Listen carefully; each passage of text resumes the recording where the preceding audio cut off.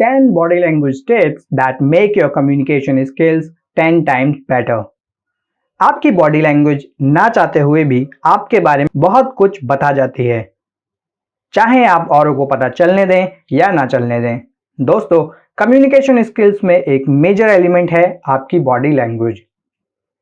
दोस्तों, आपके कम्युनिकेशन के दौरान 55% कम्युनिकेशन आपकी बॉडी लैंग्वेज के द्वारा किया जाता है, जबकि सिर्फ 38% आपकी वॉइस टोन और सिर्फ 8% रोल आपके वर्ड्स का होता है। कैन यू इमेजिन कि आपके वर्ड्स की इंपॉर्टेंस कितनी कम है। दोस्तों, अगर आप अपनी बॉडी को लेकर अवेयर रहते हैं तो आप इजीली किसी भी जगह अपने आप को ना सिर्फ एडजस्ट कर सकते हैं, बल्कि आप एक अलग इंप्रेशन भी औरों के ऊपर छोड़ सकते हैं। आज इस वीडियो में मैं शेयर करूंगा आपके साथ 10 बॉडी लैंग्वेज टिप्स, जिनको फॉलो करके ना सिर्फ आप सोसाइटी में अपनी एक इमेज बना सकते हैं, बल्कि अपने लिए कई नए सारे रास्ते भी खोल सकते हैं। दोस्तों, हमारा पहला बॉडी लैंग्वेज टिप है do not cross your arms और लेग्स। दोस्तों, अक्सर हम सोशल गैदरिंग में अपने आर्म्स या लेग्स को क्रॉस कर लेते हैं। दोस्तों, आर्म्स और लेग्स को क्लोज करने का सीधा मतलब होता है कि आपने अपने आप को रिजर्व कर लिया है और आप किसी भी तरह से कॉन्वर्सेशन या डिस्कशन में इन्वॉल्व नहीं होना चाहते हैं। अगर आप मेंटली एंशियस हैं या फिर आप नर्वस हैं तो आप अपने आर्म्स और लेग्स को क्रॉस कर लेते हैं। तो दोस्तों, नेक्स्ट टाइम जब आप किसी सोशल गैदरिंग में हो तो ये इंश्योर करें कि आपके आर्म्स और लेग्स क्रॉस्ड ना रहें। अपनी बॉडी को लेकर कॉन्शियस रहें और तुरंत अपने बॉडी पोस्चर को चेंज कर लें। दोस्तों, हमारा अगला पॉइंट है कीप एन आई कांटेक्ट। दोस्तों, बचपन में मैं बहुत शाय हुआ करता था और अपने से एज में सीनियर या लेडीज से आई कांटेक्ट नहीं कर पाता था। जब भी मेरे सामने ऐसी कोई सिचुएशन आती थी तो मैं बस जल्दी से उस डिस्कशन या इंटरेक्शन को खत्म करके भाग जाना चाहता था। ऐसा ही एक वाक्य मैं आपके साथ शेयर करता हूं। जब एक शॉर्ट टर्म लैंग्वेज कोर्स के लिए मैं एक ऑफिस में गया था, वहां रिसेप्शन पर एक लड़की थी जिससे मुझे कोर्स के इनपुट्स लेने थे, लेकिन मेरी शाइनेस के कारण मैं उस लड़की से आई कांटेक्ट को मेंटेन नहीं कर पा रहा था और सिर्फ इधर उधर देख रहा था। लेकिन उस दिन मुझे यह एहसास हुआ कि मुझे अपनी इस कमी को पूरा करने की जरूरत है। तब से दोस्तों, मैंने सभी की आंखों में देखना शुरू किया, लेकिन कई बार वो भी बहुत वियर्ड हो जाता था, क्योंकि आप लगातार किसी की भी आंखों में नहीं देख सकते हैं। इसलिए जब भी आप किसी की तरफ देखें तो लगातार उनकी आंखों में मत देखिए। सामने वाले व्यक्ति की आंखों में देखिए और 1 से 2 सेकंड के लिए अपनी गेज को सामने वाले इंसान के दाएं या बाएं ओर ले जाएं और फिर वापस उस इंसान के चेहरे की ओर देखिए। और हाँ दोस्तों, आई कांटेक्ट का मतलब सिर्फ किसी को घूरना नहीं होता। आई कांटेक्ट से हमारा मतलब होता है सामने वाले इंसान की आईज, फॉरहेड और नोज की तरफ देखना। तो अगली बार जब आप आई कांटेक्ट की प्रैक्टिस करें तो इस बात को जरूर ध्यान में रखें। दोस्तों, हमारा अगला पॉइंट है smile with your whole face. दोस्तों, हमारा अगला पॉइंट है smile with your whole face. सुनने में फनी लगता है, लेकिन ये एक्चुअली काफी इंपॉर्टेंट है। दोस्तों, जब आप किसी से मिलते हैं और उस इंसान से आपकी बिल्कुल नहीं पटती या आप उस इंसान को बिल्कुल भी लाइक नहीं करते, लेकिन क्योंकि वो इंसान आपके रिलेटिव्स या कलीग्स में से एक है और आपसे एज और पोजीशन में भी सीनियर है, तो ऑब्वियसली आपको झूठी सी मैं तुम्हें देखकर बिल्कुल भी खुश नहीं हुआ वाली स्माइल को चेहरे पर लाना ही पड़ता है, जो कि दूर से ही विजिबल हो जाती है, जिसमें अक्सर आपके लिप्स तो वाइड ओपन होते हैं, लेकिन आपके चेहरे के हाव भाव कुछ और ही कह रहे होते हैं। ऐसे में दोस्तों, आप अपने लिप्स के साथ साथ अपने चीक्स और फॉरहेड को भी अपनी स्माइल में इन्वॉल्व करिए। इससे ना सिर्फ आप सामने वाले इंसान को एक पॉजिटिव मैसेज देंगे, बल्कि आप उस इंसान को वेलकमिंग भी महसूस कराएंगे। बात करते हैं दोस्तों हमारे अगले पॉइंट की, जो कि है do not point at people. दोस्तों, आप सबने गोलमाल अगेन मूवी तो देखी ही होगी, जिसमें अजय देवगन अपनी तरफ पॉइंट की गई फिंगर को देखकर आउट ऑफ कंट्रोल हो जाते हैं और सारे एक्टर्स की फिंगर को तोड़ देते हैं।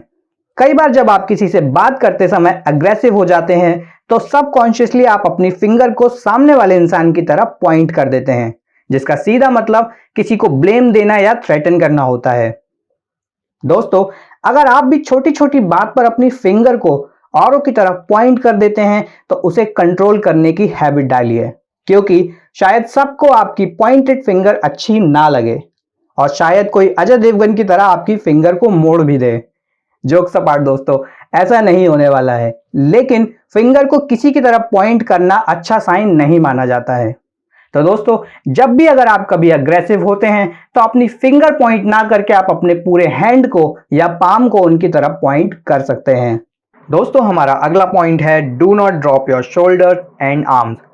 दोस्तों, शोल्डर्स और आर्म्स का नीचे आना थकन और फैटीग को शो करता है। कई बार इसका कारण डीमोटिवेशन या लैक ऑफ इंटरेस्ट भी हो सकता है। जब आप अपने शोल्डर्स और आर्म्स को नीचे गिराते हैं तो अनअवेयरली सामने वाले पर्सन तक ये मैसेज पहुंच जाता है कि I am done and dusted. जल्दी से इस मीटिंग या कॉन्वर्सेशन को खत्म करते हैं।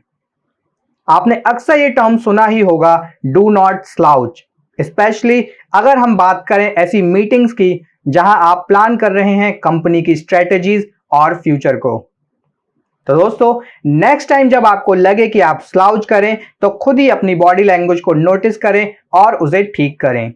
हमारा अगला पॉइंट जो कि है do not distance from your dialogue partner. आपने एक वर्ड सुना होगा, प्रॉक्सिमिक्स। प्रॉक्सिमिक्स का मतलब होता है जब आप किसी के साथ होते हैं तो आप उस इंसान के साथ बात करते समय या उठते बैठते समय कितना डिस्टेंस मेंटेन करते हैं। दोस्तों, प्रॉक्सिमिक्स को 4 कैटेगरीज में डिवाइड किया जा सकता है: public distance, social distance, personal distance and intimate distance. दोस्तों, पब्लिक डिस्टेंस में आप सामने वाले व्यक्ति के साथ 12 से 25 फीट का डिस्टेंस मेंटेन करते हैं। वहीं दोस्तों, बात करें सोशल डिस्टेंसिंग की तो इसके बारे में तो आज सारा देश ही जानता है, लेकिन फिर भी आपको बता दें कि सोशल डिस्टेंसिंग में आपको 7 से 12 फीट की दूरी को मेंटेन करना चाहिए। पर्सनल डिस्टेंसिंग में आप 2.5 से लेके 4 फीट की दूरी मेंटेन कर सकते हैं। वहीं अगर हम बात करें इंटीमेट डिस्टेंसिंग की तो यहां पर आप अपने बिलवड या स्पाउस के साथ होते हैं। ऐसे में डिस्टेंसिंग का कॉल कंप्लीटली आपका रहता है, लेकिन अगर हम एक्सपर्ट्स द्वारा बताई गई डिस्टेंसिंग की बात करें तो ये 6 से 18 इंचेस हो सकती है। दोस्तों, प्रॉक्सिमिक्स को आपको बताने का मतलब सिर्फ और सिर्फ ये समझाने का था कि कई बार जब आप बात करते समय कॉन्फिडेंट नहीं होते हैं तो आप अपने स्टेप्स को सबकॉन्शियसली पीछे की तरफ लेने लगते हैं। आप बात तो कर रहे होते हैं लेकिन आपकी बॉडी लैंग्वेज उस चीज को शो नहीं कर रही होती है। ऐसे में आपको जो डिस्टेंस सामने वाले व्यक्ति के साथ मेंटेन करना चाहिए उसी डिस्टेंस पर रहिए। पीछे जाना आपको लो इन कॉन्फिडेंस दिखा सकता है, वही अगर आप आगे की ओर स्टेप्स को बढ़ाते हैं तो ये आपको डोमिनेटिंग शो कर सकता है।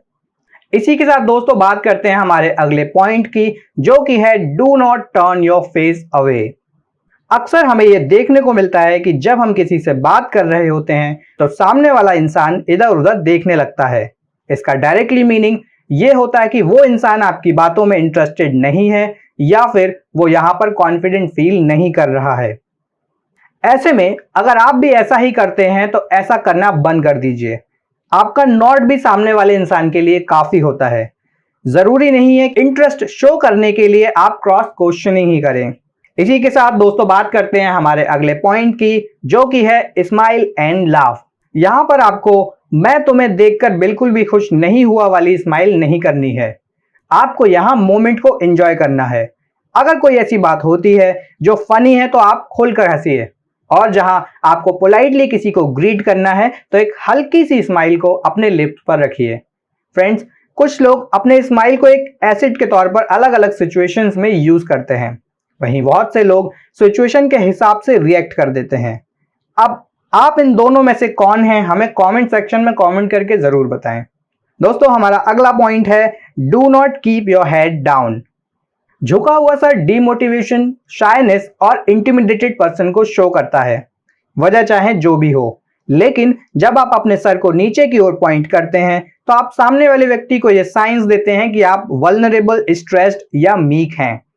मीक से मेरा मतलब ऐसे लोगों से है जो हर किसी से एग्री कर जाते हैं या किसी भी तरह के कॉन्फ्लिक्ट्स में नहीं पड़ना चाहते हैं। तो दोस्तों, इसके बाद आता है हमारा लास्ट पॉइंट, जो कि है do not hold anything in front of your heart. आपने लियोनार्डो डिकैप्रियो का वो होल्डिंग द ड्रिंक वाला मीम जरूर देखा होगा। हमारा ये पॉइंट भी इसी बारे में है। जब भी किसी पार्टी में आप होते हैं तो अपनी ड्रिंक या किसी ऑब्जेक्ट को अपने हार्ट के पास मत होल्ड करिए।